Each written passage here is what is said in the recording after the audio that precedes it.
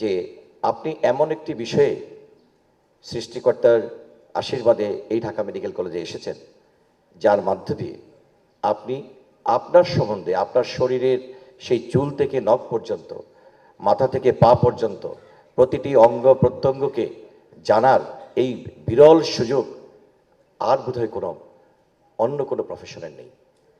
এই প্রফেশনের এই বিরল কৃতিত্ব অর্জন আমি মনে করি যে মহান সৃষ্টিকর্তার আপনার প্রতি সবচাইতে মানে বেস্ট ব্লেসিংস, এবং এটিকে যদি আপনি আফল করতে পারেন, আজ থেকে আগামী যতদিন আপনি এই চিকিৎসা, শিক্ষা, স্বাস্থ্যের সঙ্গে সম্পৃক্ত থাকবেন, তাহলে আপনি আপনার কাঙ্ক্ষিত যে লক্ষ্য সেটি অর্জন করতে পারবেন। আমার মনে হয় ইতিমধ্যে আপনাদের মাথা অনেক ভারী হয়ে গেছে, বিশেষ করে এখানে নবীন ছাত্রছাত্রী যারা আছেন, যে ভালো ডাক্তার হতে হবে, মানবিক ডাক্তার হতে হবে, ভালো চিকিৎসক হতে হবে, বিশেষজ্ঞ হতে হবে। আপনি যদি খালি এই ডায়াসে যারা ছিলেন তাদের প্রশাসনিক ইয়েগুলো বোধহয় দেখেছেন, যে পদবিগুলো, কিন্তু যদি আপনি তাদের প্রফেশনাল পদবিগুলো যদি জানেন, তাহলে আপনি বুঝে যাবেন যে আপনাকে কোন পথে হাঁটতে হবে, কিভাবে হাঁটতে হবে।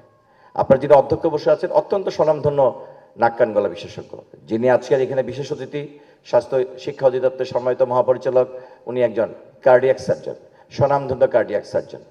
এখানে যিনি ডিন মহোদয়রা বসে আছেন, দুজনেই স্বনামধন্য জেনারেল সার্জন। আমি আপনাদের একজন ইউরোলজি বিশেষজ্ঞ।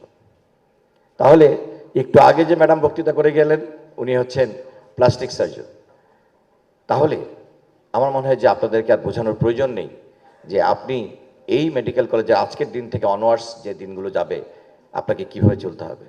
ইতিমধ্যে বিভিন্ন বক্তারা বলে গিয়েছেন, আপনার চলন, আপনার বলন, আপনার কর্মকাণ্ড শুধু আপনাকেই প্রতিফলিত করবে না, প্রতিফলিত করবে আপনার বাবা মাকে, আপনার পরিবারকে, আপনার গ্রামকে, আপনার শহরকে, আপনার সমাজকে।